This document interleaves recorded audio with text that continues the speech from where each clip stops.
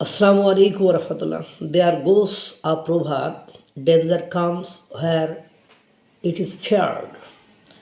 মানে যেখানে বাঘের ভয় সেখানে সন্ধে হয়, অর্থাৎ যেখানে গেলে বিপদ আসবে বা বিপদে পড়তে হবে সেই জায়গায় যে ঝামেলাটা আটকে যায়। আপনারা জানেন বাংলাদেশের সাথে ভারতের সম্পর্ক এখন তলানিতে।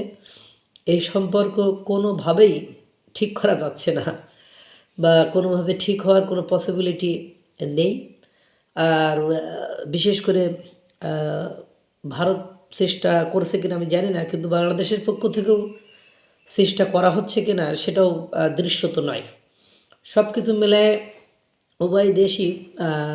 উভয় দেশকে বিভিন্ন অ্যাঙ্গেল থেকে বিভিন্ন দৃষ্টিকোণ থেকে ডমিনেট করা, চাপ দেওয়া বা বিভিন্ন মহল থেকে বিভিন্ন রকম প্রক্রিয়া চালানো হচ্ছে। ব্যবসা বাণিজ্য সব কিছুতে ভাটা, একের পর এক বিপদ চলে আসছে।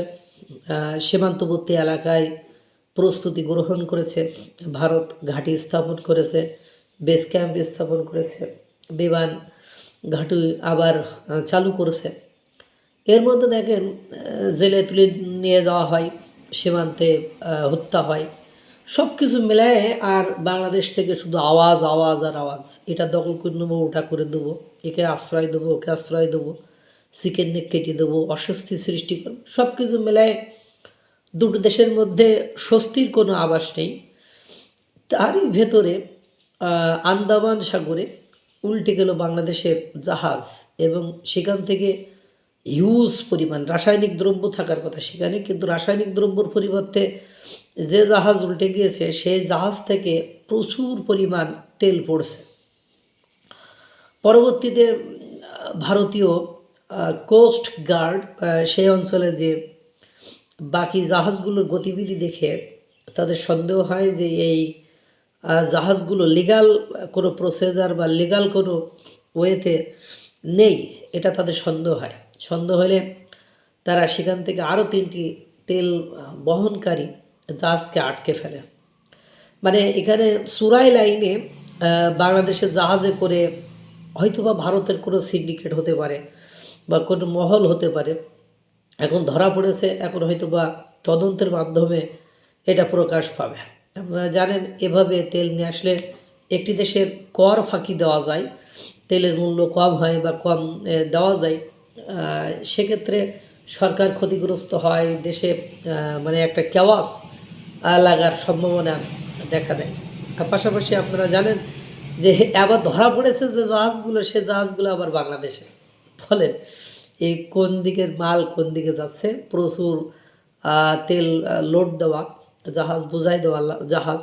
এই যে ভারতের সাথে এমনিতেই বাংলাদেশের সম্পর্ক তলানিতে, এই সম্পর্ক ভালো কোনোভাবেই বা কোনো মতেই হচ্ছে না।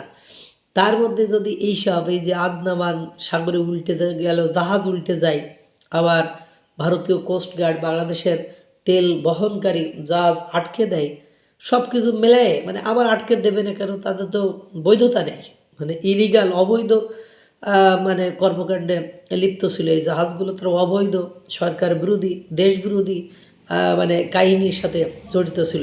যদিও এভাবে পরিচয় গোপন করে অনেক কিছু করা হয়, তারপরেও বিষয়টি আসলে জটিল রূপ ধারণ করেছে।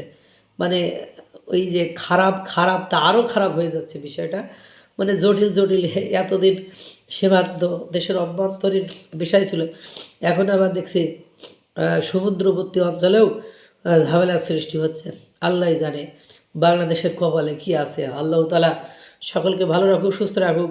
আসসালামু আলাইকুম ওয়া রাহমাতুল্লাহ।